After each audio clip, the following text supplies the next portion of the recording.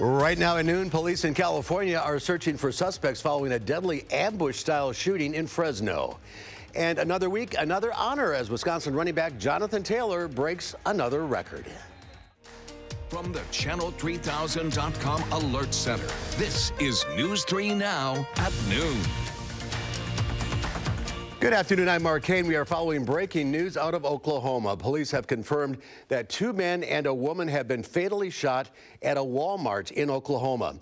Officers say 2 of the people killed were in a vehicle outside the store, and the 3rd person was in the parking lot in the store in Duncan, Oklahoma. Police are looking for witnesses to the shooting. Area schools are on lockdown.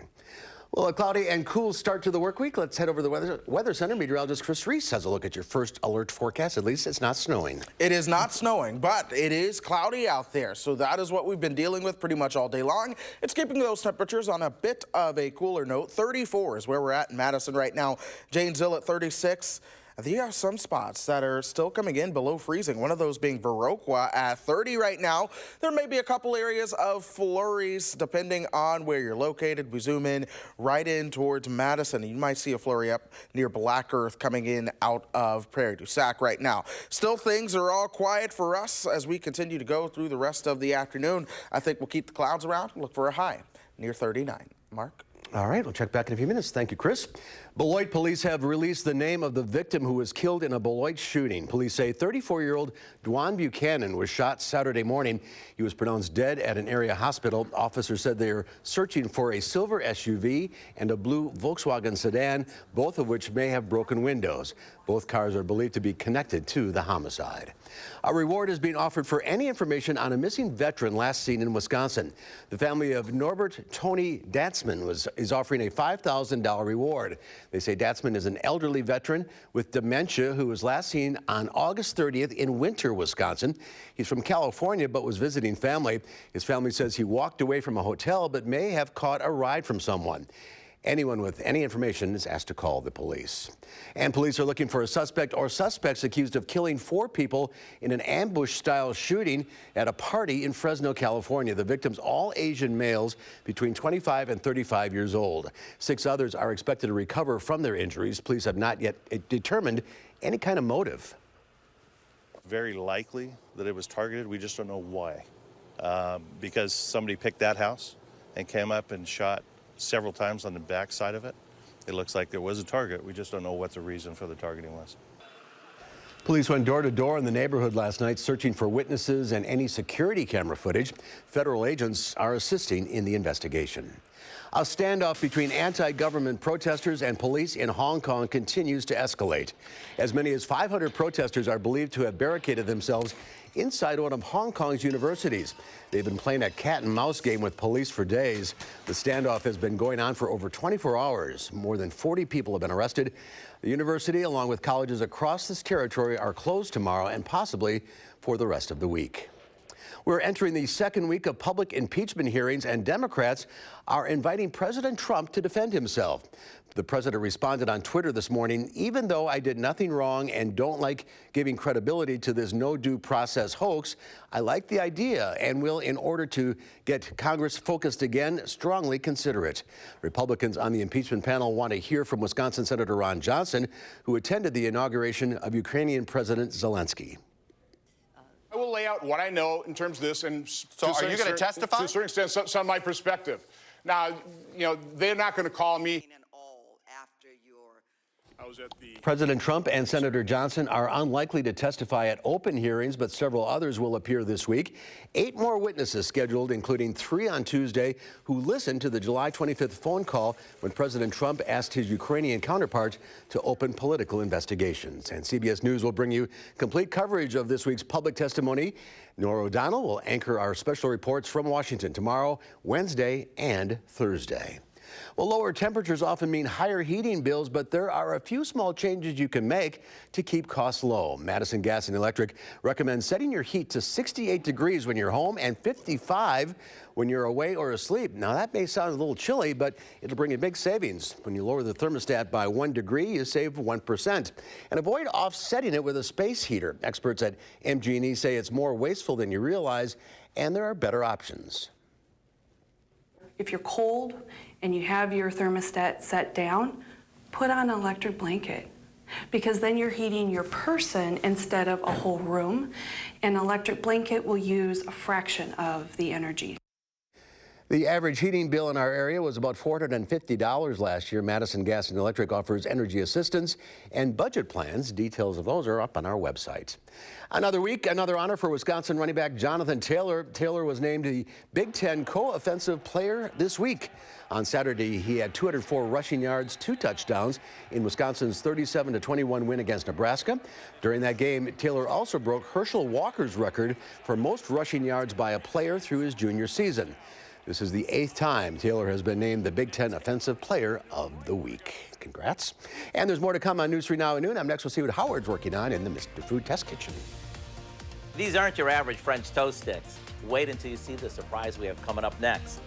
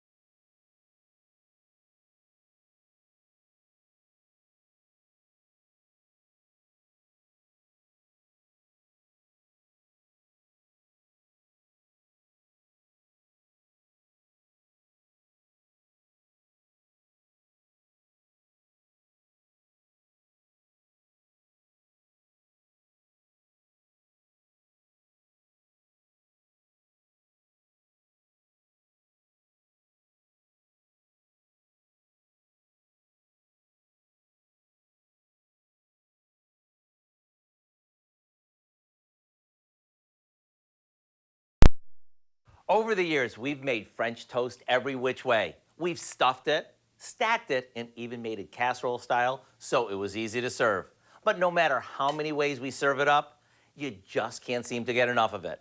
So let me show you a new recipe that I think you're really gonna love. In a shallow dish, we beat together a few eggs with some milk, a good amount of maple syrup, a splash of vanilla, powdered sugar, and a little cinnamon. If you want, you could make it a little richer by using half and half instead of milk, or a little lighter by using refrigerated egg substitute instead of whole eggs. Now get this, we dip some hot dog rolls that we cut in half into the egg mixture and onto a hot buttered skillet or griddle they go. Once one side is golden, flip them in another minute or so, they're done. And the nice thing about these is you can make them ahead of time and keep them in the fridge or freezer and just warm them up when you need a quick breakfast. And although they're amazing, what makes them extra convenient is you don't need to top them with any syrup since it's, shall I say, built in. I do hope you'll go online and get the recipe for our maple French toast sticks, so you'll have a new idea for breakfast that's perfect right through the holidays and well beyond. I'm Howard in the Mr. Food Test Kitchen, where every day we're looking for a shortcut way for you to say, ooh, it's so good. All right, Howard, thank you. There's more to come on News 3 Now at noon. Up next, a cool start to the week, but we could see some rain later on. Meteorologist Chris Reese has your first alert forecast after the break.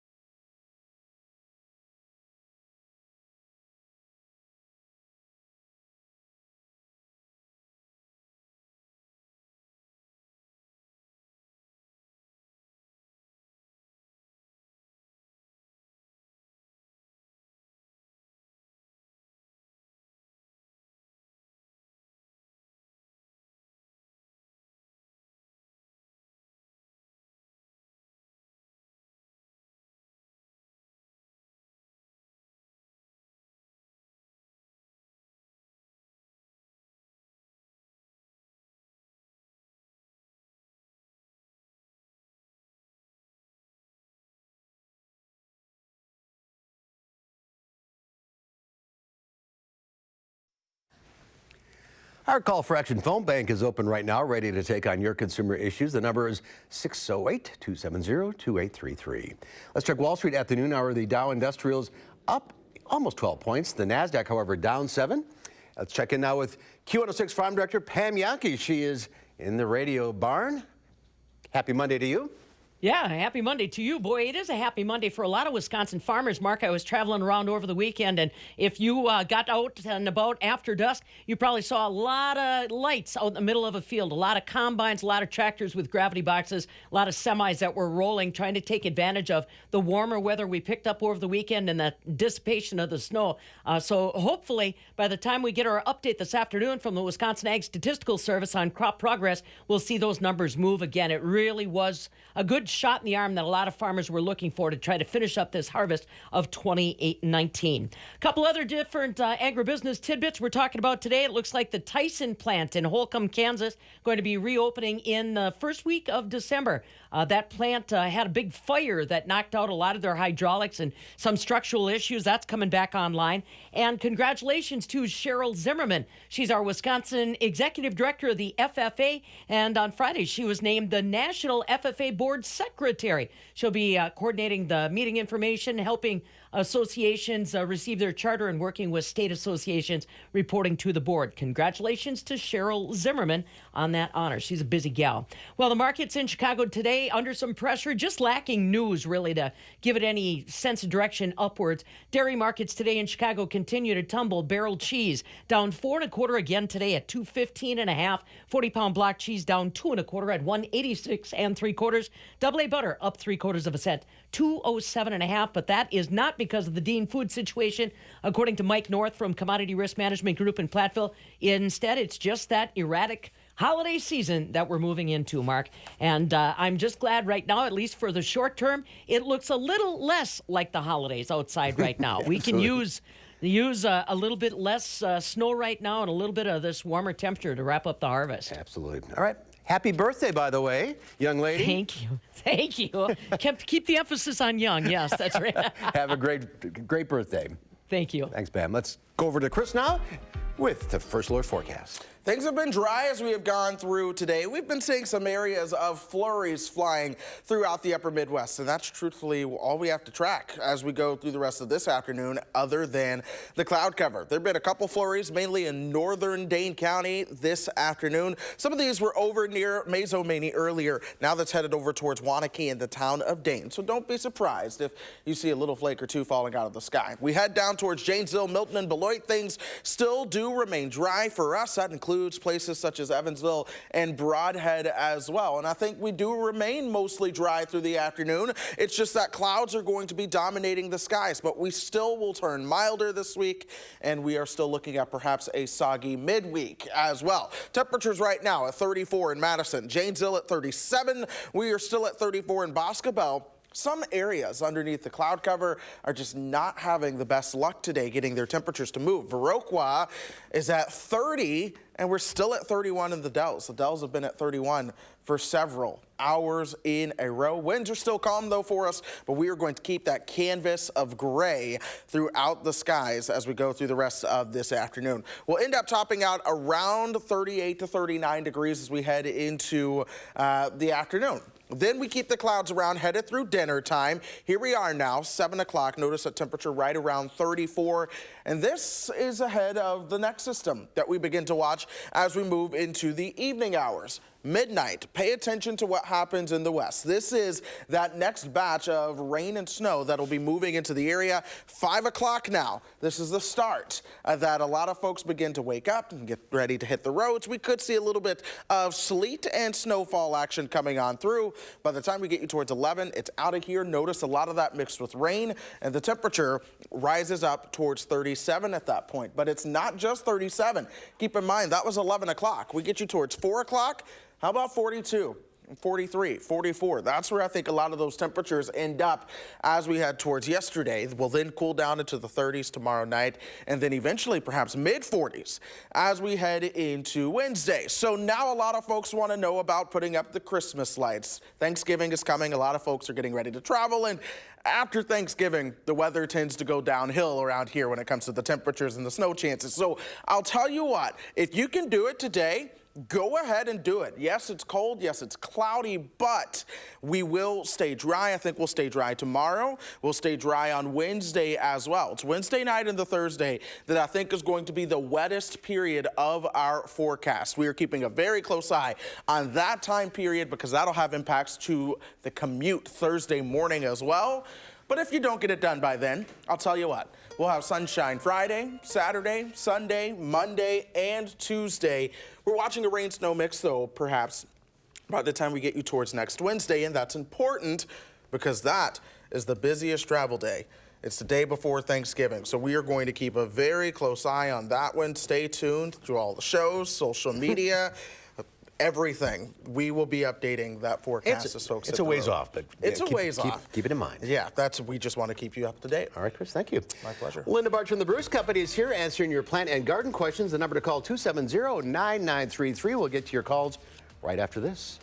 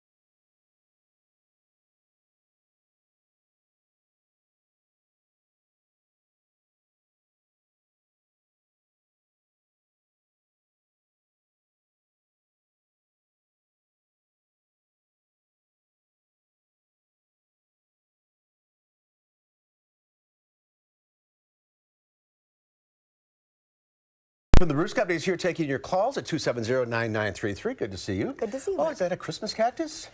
That is the fabled, well, actually, of course, this is actually a Thanksgiving cactus, but that's typically what people call these. And beautiful flower, easy plant to get to rebloom as long as you put it outside during the summer and then back in. And then I also brought some things that smell good. This is a lemon cypress and lavender that's in the shape of Christmas trees. And then down front, I have the amaryllis bulb. So if people have problems with them not coming into bloom or just developing leaves, make sure you get a decent size bulb. There's my hand to give you a scale, because if you buy a really tiny one, sometimes they don't have the bigger, unless there are some dwarf ones though, so those are going to be smaller in size. Now's the time to start them. All right, let's go to the phones. We'll start with Carol in Fitchburg. Hi, Carol. Hi there. Hi. My question is on mandevillas. I have 3 of them that were potted outside all summer, and I brought them inside. They range from 4 feet to 7 feet. Can I cut them off and then live through the winter? Well, when you say cut them off, how far back are you? I don't know. All right. I've usually done it just by leaving them. They do drop a lot of leaves. Yes. I haven't pruned them back. Perhaps closer to spring, you could do that. Okay. Especially if they start to get stringy growth, that could be removed. But as sunny a window as possible, try to treat them as a houseplant. And then as soon as we're past danger of frost, get them outside. Okay, very good. All right, thank you so much. Thanks for calling, Carol. Let's go to June in Middleton. Hi, June. Hi, what's your question? my question is, I have a bamboo plant that the tips of the leaves keep turning brown. I wondered what I'm doing wrong. No, it's not that you're doing something wrong. That is very common on certain plants. The tips are just, it's a concentration of salts in the water. So if you can use something that is, don't use softened water by any means. If you can let the water sit for a bit before you water the plant with it, sometimes that helps. And I've also heard of people getting snow and letting that melt. That takes a long time for snow to melt. I've tried that. So. Maybe a milk carton or something filled with water and let it sit for a day or two? Yeah. All right, Delbert from Richland Center, you're up. Delbert, you there? Hello. Hello. Hi, what's your question? I have a flowering crab tree, and it looks like the top half is dead and the bottom half has growth, and I want to know what's going on with it. Okay. Now, flowering crabs, if you've lost the top portion of it, sometimes what happens, a crab apple is grafted onto a vigorous root system, and sometimes the other tree grows up around the base, and you can actually have 2 different crab apples in the same situation. In some cases, maybe if they all flower the same, then that tree has just lost the top for some reason. We did lose a lot of burning bushes last year.